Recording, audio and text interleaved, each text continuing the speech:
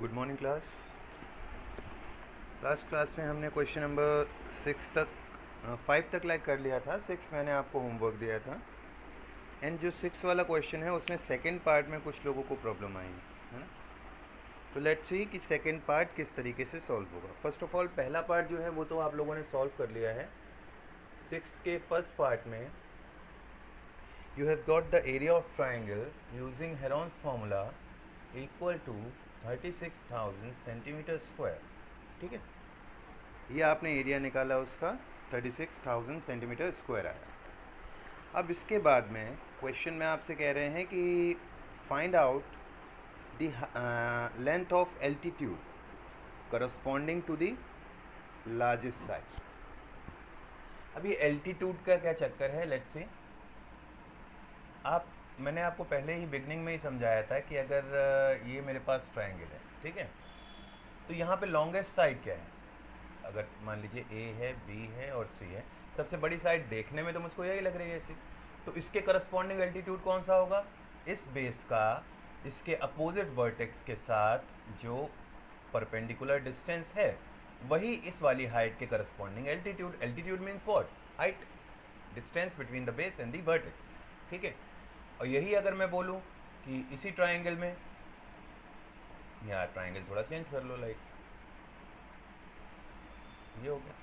अब इस ट्राइंगल में लॉन्गेस्ट साइड का वर्टेक्स के साथ लॉन्गेस्ट साइड का करस्पॉन्डिंग एल्टीट्यूड क्या है, तो लॉन्गेस्ट साइड को पिक करो, उसके अपोजिट वाली वर्टेक्स को उसके साथ परपेंडिकुलरली ज्वाइन कर दीजिए, तो you will get what, you will get the altitude corresponding to this side. अगर आपको इस साइड के करस्पॉन्डिंग एल्टीट्यूड निकालना है तो बेस ये है, इसके अपोजिट वर्टेक्स ये है, यहाँ से एक 90 डिग्री की लाइन जो ड्रॉ होगी यहाँ पे 90 का ही लग रहा है, इस तरीके से ये समझ लो। इस वाले बेस के करस्पॉन्डिंग एल्टीट्यूड कौन सा है, इस वाले बेस के अपोजिट वाली वर्टेक्स से परपेंडिकुलर डाल दो, हो गया। इस वाले बेस के करस्पॉन्डिंग एल्टीट्यूड कौन सा है, इस बेस के सामने वाली वर्टेक्स से एल्टीट्यूड डाल लीजिए।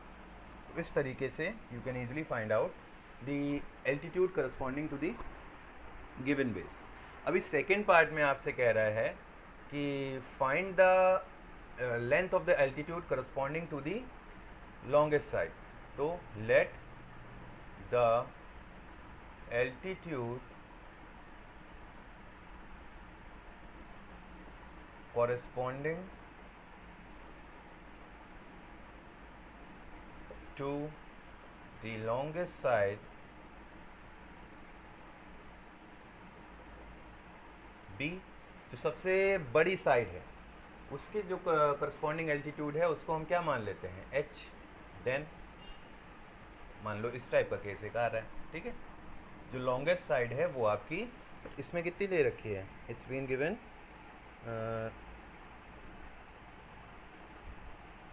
500 आई थिंक आई थी आप लोग की, आई थिंक इट वॉज 500। जो लॉन्गेस्ट साइड थी दैट वॉज 500। तो अगर ये बेस है, लाइक ये इस ट्राइंगल की लॉन्गेस्ट साइड है और ये इसके करस्पॉन्डिंग एल्टीट्यूड है, तो बेस इनटू हाइट से हमको क्या मिलेगा, विल गेट द एरिया। तो then area is equal to 1/2 into base into height. Area आप ऑलरेडी निकाल चुके हो पहले पार्ट में, तो at the place of area write down 36,000 is equal to 1/2 into base. Base is how much? Base is 500, that's clear. And h is what? H is this altitude corresponding to the longest side. यही वो h की value जो आप find करोगे वो उसका altitude कहलाएगा, ठीक है। ये 2 is the 4, 5 is the 10, 0, ये 250 इधर भेज दो, तो 36,000 by 250 is equal to h। 0, 0, 25, 1 is the 25, 11, 1, 10, 4 is the 100, 10 बचा 100, 4 is the 100, 144। तो h is equal to 144 centimetre. तो ये करस्पॉन्ड एल्टीट्यूड की लेंथ आ गई corresponding to the largest side, ठीक। बहुत इजी पोर्शन था ये। नाउ क्वेश्चन नंबर 7 जो है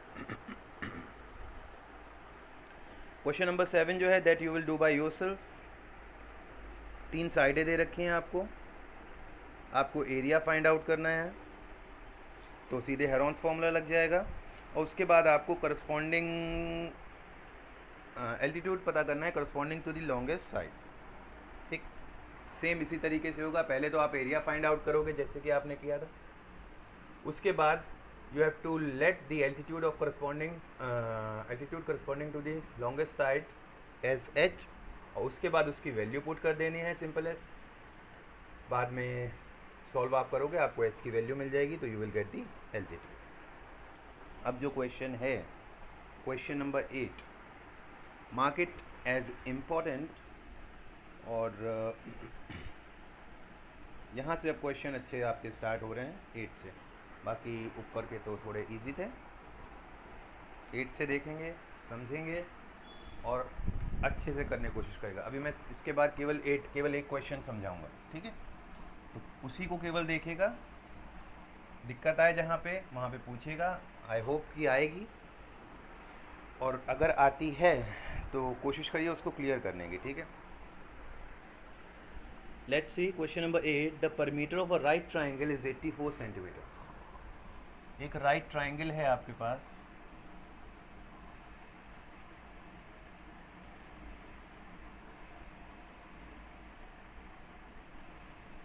इस राइट ट्राइंगल का जो पेरीमीटर है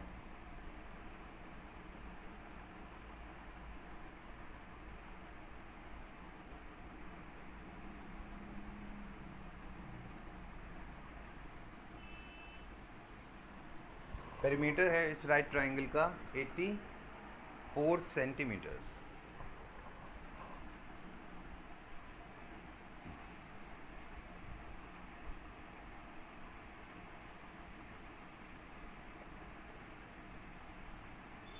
ठीक,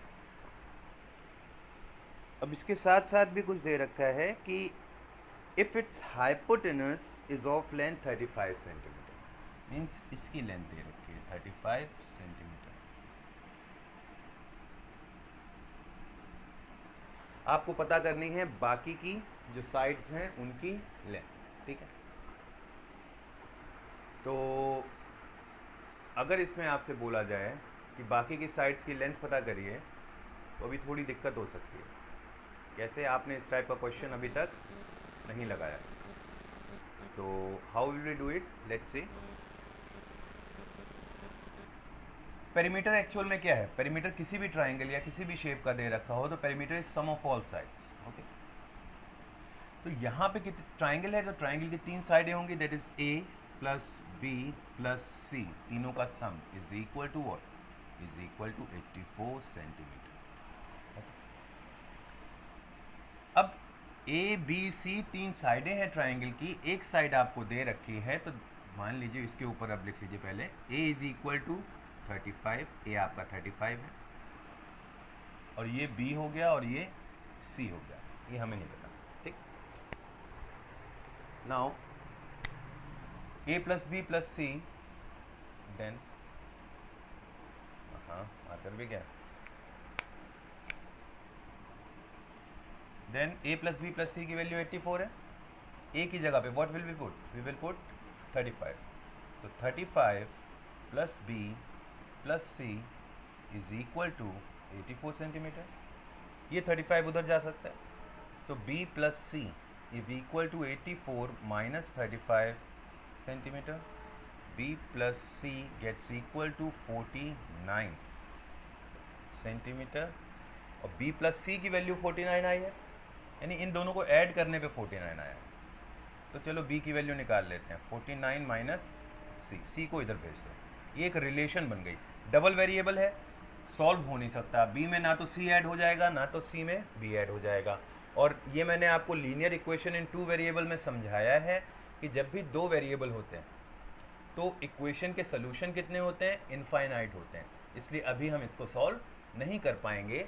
तो रिलेशन बना लो, किसी एक की वैल्यू दूसरे के टर्म्स में निकाल लो। सी को उठा करके 49 की साइड आप ले जाइए राइट हैंड साइड में, तो B will get equal to what? 49 minus C, and mark it as equation number 1। Clear? अब बात करते हैं कि ये b की वैल्यू 49 माइनस सी हो गई ना, तो यहाँ पे आ गया 49 माइनस सी। अब ये b था, इसको हमने क्या लिख लिया 49 माइनस सी, और ये क्या हो गया, ये तो c है। नाउ अब हम क्या करेंगे, using Pythagoras theorem. Pythagoras theorem क्या होती है कि H square is equal to P square plus B square, यही होता है कि hypotenuse square is equal to perpendicular square plus base square. H की वैल्यू हमारे पास कितनी है, एच इज हाइपोटेनस, और राइट ट्राइंगल में हाइपोटेनस हमेशा 90 डिग्री के एंगल के अपोजिट साइड में होती है। तो put it 35 square is equal to perpendicular is how much, it is c square plus base is how much, 49 minus c whole square, ठीक है। तो 35 का square will get what, 1225 is equal to C square plus, अब यहाँ पे जब आते हैं तो आप बोलोगे 49 का स्क्वायर कर दीजिए सर, है ना, 49 का स्क्वायर इधर कर दीजिए और c का स्क्वायर अलग कर दीजिए, तो it will be 49 square minus C square, ये हो जाएगा। लेकिन बेटा ये गलत हो जाएगा, यहाँ पे एक्चुअल में दो टर्म्स लिखे हैं ब्रैकेट के अंदर, बीच में माइनस का साइन है और फिर स्क्वायर लगा है, तो ये आइडेंटिटी बन जाएगी a minus B whole square की। जब भी ऑन ब्रैकेट स्क्वायर लगा हो तो आइडेंटिटी एप्लीकेबल होती है, ठीक है। तो यहाँ पे ये आपका a माइनस बी का होल स्क्वायर है, तो identity a minus B whole square की क्या होती है, ये आपने चैप्टर 2 में पढ़ा है। It is equal to what, A square plus B square minus 2ab, ठीक है। तो 125 सॉरी, यहाँ पे पहले इसको सही कर लें, ए स्क्वायर इज वॉट 49 का square plus B square is C square and minus 2ab is 2 into 49 into C, ठीक है। तो what does it get, it gets 1225 is equal to C square plus C square, let's add it 2c square. उसके बाद ये वाला लिख लो, 2 into 49 is what 98 c, और फिर ये प्लस 49 स्क्वायर जो है, 49 का स्क्वायर कितना होगा, 25 माइनस 1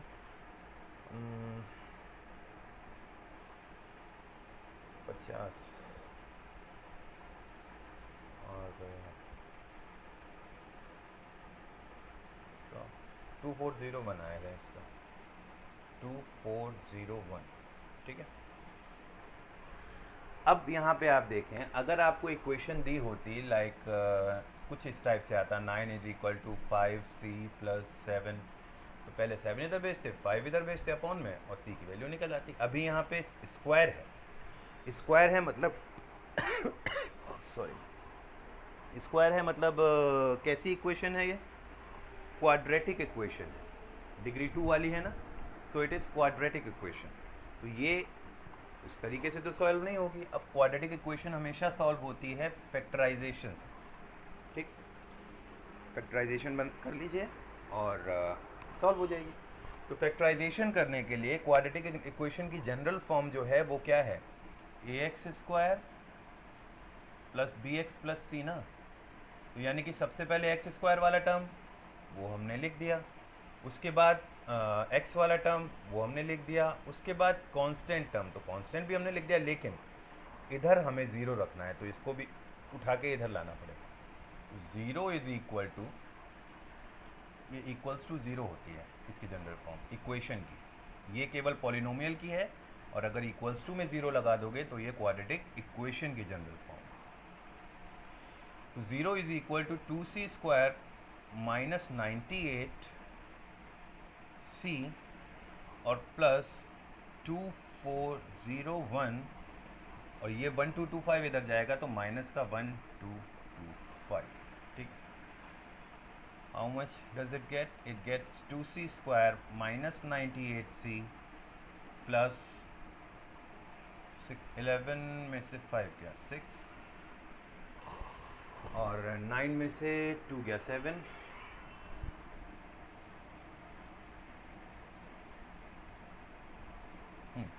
9 में से 2 गया 7, 3 में से 2 गया 1, 2 लेस 1 1, 1176। क्वाड्रेटिक इक्वेशन बन गई। कितने टर्म्स हैं? 3 टर्म है यहाँ पे, 1 2 3। तो जब भी 3 टर्म होते हैं तो आप फैक्टराइजेशन कैसे करते हैं? By splitting the middle term, middle term को स्प्लिट करके। तो इसकी जो फैक्टराइजेशन हो सकती है वो बीच वाले टर्म को अगर स्प्लिट अप कर दिया जाए तो हो सकती है, और स्प्लिट करने का मैंने तरीका बताया हुआ है फैक्टराइजेशन का। तो अब स्प्लिट कर दिया जाए अभी, या फिर अभी भी कुछ करना है? तो स्प्लिट करने से पहले हम देखते हैं कि क्या पूरी इक्वेशन में से हमको कुछ कॉमन मिल रहा है। अगर मिल रहा है तो ऑल वेल ऑल गुड, नहीं मिल रहा है तो फिर स्प्लिट कर देंगे। बट अभी हम इन 3 टर्म्स में अगर देखें तो हमें कुछ कॉमन मिल रहा है या नहीं मिल रहा है? हमें 2 मिल रहा है। 2 into C square minus 98c plus 1176। Sorry 2 अगर हाँ हमने कॉमन लिया तो पहले टर्म से 2 कॉमन लोगे तो सी स्क्वायर बचेगा, बाद वाले में से इसमें से 2 common low. 2 4 is the 8, 2 9 is the 18, 49c plus 5 6 6। ठीक है, बचेगा सी स्क्वायर माइनस 49c प्लस 566। 60 से 2 8 तो 16 होता है, 88 सॉरी। अब ये जो 2 है ये इसके साथ मल्टीप्लाई में है, और जब 0 के साइड में ये जाएगा तो 0 के अपॉन में आ जाएगा।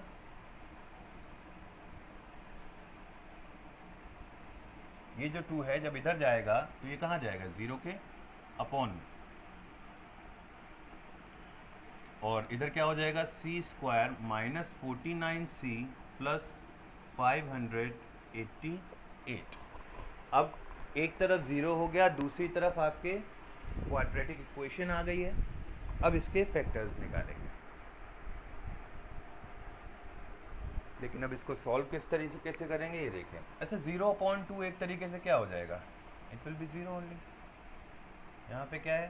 सी स्क्वायर माइनस 49c प्लस 588। ठीक है, साफ साफ।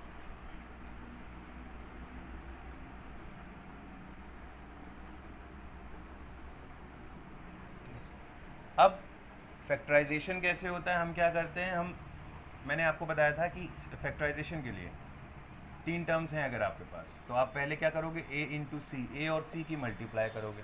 यहाँ पे a कितना है? a क्या होता है? स्क्वायर वाले टर्म का कोएफिशिएंट। तो यहाँ पे स्क्वायर वाले टर्म के साथ क्या लिखा है? कुछ नहीं लिखा है, तो दैट इज़ 1। a की वैल्यू कितनी है? 1। और c की वैल्यू कितनी है? 588। तो 1 इंटू 588 किया आपने। और जो भी प्रोडक्ट आता है AC, यानी हमारा प्रोडक्ट कितना आएगा? 1 इंटू 588 कितना हो जाएगा? 588 ही हो जाएगा। जो भी प्रोडक्ट आया यहाँ पे AC, यहाँ पे 588। ठीक, तो उसके हम प्राइम फैक्टर्स निकालते हैं। प्राइम फैक्टर समझ लो या फैक्टर्स समझ लो। फैक्टर्स ऐसे आप 2 नहीं निकाल पाओगे, प्राइम फैक्टर निकाल के ही फिर आगे आप सॉल्व करोगे, तो दैट विल बी इजी। तो 2 is the 4, 9 is the 18, 4 is the 8, 2 1 is the 2, 4 is the 8, 2 7 is the 14। अब किससे जाएगा? 3 से। 3 4 is the 12, 3 9 is the 27, then 7 7 is the 49, 7 1 is the 7। तो आपके पास फैक्टर्स क्या क्या आ गए? 2 2 3 7 7। अब इन फैक्टर्स से कोई 2 ऐसे फैक्टर्स बनाइए जिनका सम 49 आता हो। लाइक मेरे पास नंबर्स क्या हैं? मेरे पास नंबर्स हैं 2 इंटू 2 इंटू 3 इंटू 7 इंटू 7। अब इनकी मदद से 2 नंबर्स का सेट मुझे बनाना है जिनका सम 49 आता हो। तो let's take 7 and 3 as 21, 7 3 is the 21, और बाकी के 3 जो बचे मल्टीप्लाई कर दो। 2 इज़ दी 4, 4 7 इज़ दी 28, और इन दोनों को ऐड करने पे कितना आ जाएगा? 49 आ जाएगा। तो ठीक है, हमें ये 2 फैक्टर्स मिल गए। तो अब 0 is equal to C square minus 49 की जगह पे क्या रख दिया? 21 plus 28 C plus 588। Okay, now bracket open करते हैं। तो C square minus 21 C minus 28 C plus 588। ठीक है, यहाँ तक पहुँच गए। अब हमारा काम क्या है अगला? अब अगला काम है हमारा कॉमन लेने का। अच्छा, जगह नहीं बची है तो मैं थोड़ा इस तरफ कर दे रहा हूँ, इधर वाले पोर्शन को रब करके। ये काम का है, इसके बाद का यहाँ तक आप नोट कर लीजिएगा। उसके बाद मैं यहाँ से इसको रब कर दूँगा, ठीक है, और ऊपर वाले की नीड अभी पड़ेगी।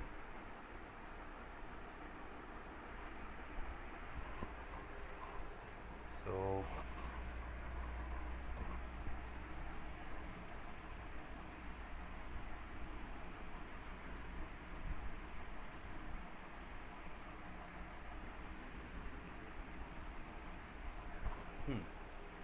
यहाँ तक आ गए। अब इसके बाद क्या करेंगे? यहाँ पे दो टर्म्स में दो दो के सेट बना लो। एक ये सेट बन गया, एक ये सेट बन गया। पहले सेट में से क्या कॉमन जा रहा है? पहले सेट में से कॉमन मिल रहा है आपको इन दोनों में से सी इसके पास भी है, इसके पास भी है, तो टेक सी एस कॉमन। दो सी थे, एक आपने बाहर ले लिया तो एक बचा अंदर, माइनस 21 सी में से सी कॉमन ले लिया तो दैट इज 21, और माइनस का साइन लगाया। अब इन दोनों में से क्या कॉमन आएगा? 588 के फैक्टर्स में 28 और 21 दोनों है ना, तो 28 आ रहा है इसमें, 28 कॉमन ले लो। क्या बचेगा? 28 सी में से 28 कॉमन लिया, बचा सी, और 588 में से, ये 588 के दो फैक्टर्स हैं, इनमें से 28 आपने कॉमन ले लिया, क्या बचा? 21।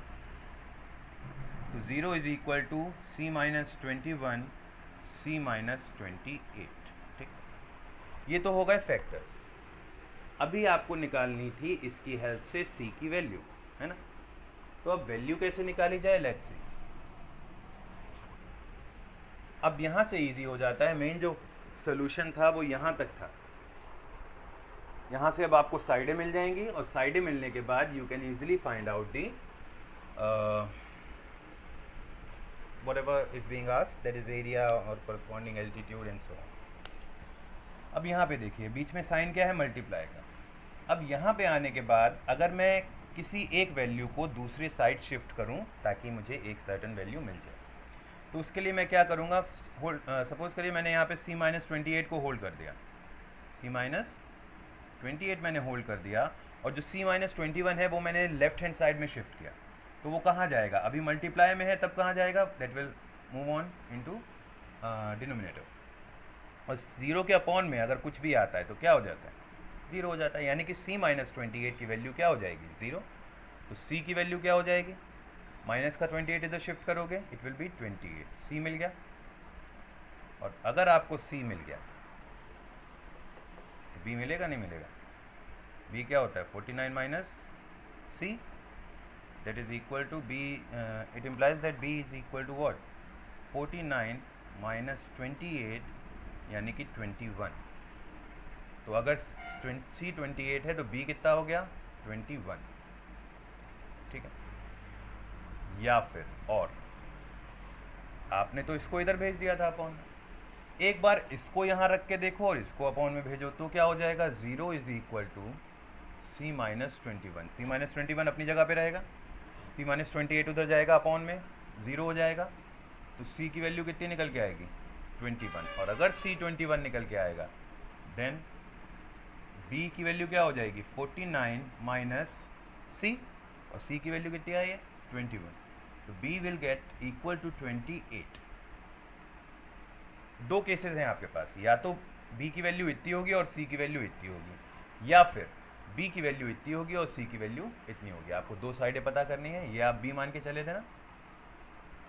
तो अगर सी 28 है यानी ये वाली साइड 28 है, तो ये कितनी है? 21 है। और अगर ये वाली साइड 21 है तो ये कितनी है? 28 है। दोनों ही केसेस में जो साइड्स की लेंथ आ रही है दोनों की, वो क्या आ रही है? 21 और 28। तो अब यहाँ पे हम क्या लिखेंगे? चाहे कोई सा भी सेट ले लो, चाहे ये वाला सेट ले लो, चाहे ये वाली वैल्यूज ले लो, लेकिन लेनी एक ही पड़ेगी। ठीक है, और कई जगह पे है कि दोनों की दोनों सेटिस्फाई करती हैं, कर तो यहाँ पे भी रही है, बट अभी क्वेश्चन के लिए आपको एक लेनी पड़ेगी। तो आप लिखेंगे therefore the other two sides of triangle are 28 and 21, कोई सी भी एक 28 मान लो, इनमें से एक 21 मान लो। तो अब आपको तीनों साइड मिल गई। ये जो था पहले पार्ट का आंसर, ठीक, काफ़ी लेंदी था और थोड़ा घूमा फिरा भी है, तो इसको देखिएगा, ये पहले पार्ट का आंसर हो जाएगा। उसके बाद में the area of triangle, triangle का एरिया पता करना है। अब ये एरिया दो तरीके से निकाल सकते हो। एक तो आप हेरोन फार्मूला लगा सकते हो, या आपने जब साइडें निकाली तो ये 21 आ गया है आपका, ये 28 आ गया, ठीक है। अब तीन साइडें आपके पास हो गई, तो तीनों साइडें जब आपने निकाल ली हैं तो आप हेरोन फार्मूले का यूज़ कर सकते हो और एरिया निकाल सकते हो। या फिर दूसरा, ये ट्राइंगल कैसा है, राइट ट्राइंगल है ना, तो सेकंड पार्ट में area is equal to half of base into height भी लगा सकते हो, ठीक है, क्योंकि बेस कितना है 28, हाइट कितनी है 21, वैल्यूज पुट करिए, एरिया निकाल लीजिए, ठीक है। And in the last part it is saying the length of the altitude corresponding it's greatest side. अब ग्रेटेस्ट साइड कौन सी है भाई, ग्रेटेस्ट साइड है 35, तो इसके करस्पॉन्डिंग जो एल्टीट्यूड है इसको मान लीजिए h, ये क्या है h, तो अगर बेस ये होगा तो हाइट या एल्टीट्यूड ये होगा, ठीक। उसके बाद में एरिया तो आप निकाल ही लोगे, तो area will be equal to what. चलिए सॉल्व कर देते हैं, इसका अगला वाला आप खुद करेंगे, इसी टाइप का, मतलब एक क्वेश्चन है 11, वो you will do by yourself. तो 1/2 into base, base is how much 28 into height 21, हो जाएगा 14, 14 1 इज दी 14 का 4, 1 कैरी ऑन, 28 1 29, 294 सेंटीमीटर स्क्वायर, ठीक है। अब थर्ड पार्ट में आपको पता करना है length of altitude corresponding to the longest side. तो पहले तो उसको h लेट कर लेना, वो स्टेटमेंट लिख लेना खुद से कि let the length of altitude corresponding to the longest side be h, वो ये वाली एल्टीट्यूड की बात कर रहे हैं, ठीक है, इसकी h मान लिया आपने। Then area is equal to 1/2 into base into height, ठीक। एरिया की जगह पे what will be there, it will be 294 into 1/2, sorry, is equal to 1/2 into base is how much 35 into height, ठीक है। इसको सॉल्व कर लीजिएगा, you will get the value of h, fine. तो आज के दिन एक ही क्वेश्चन है, एक 7th वाला आपका होमवर्क है, 8th मैंने ये समझा दिया है, और 7th होमवर्क है, उसके साथ साथ 11th होमवर्क है। 7th और 8th और 11th बिल्कुल सिमिलर क्वेश्चन है। Question number 8 and question number 11 are similar questions, 8 and 11, I am repeating again. ये वाला था आपका क्वेश्चन नंबर 8, और इसके बाद जो 11 होगा that will also be same. तो आपको 11 करना है और you have to do question number 7 in your notebook and send me by evening, okay. Thank you everyone. अगर कोई भी प्रॉब्लम हो देन प्लीज़ डू आस्क, कहीं पे कंफ्यूजन हो please do ask and get your work completed, okay. Thank you, have a good day.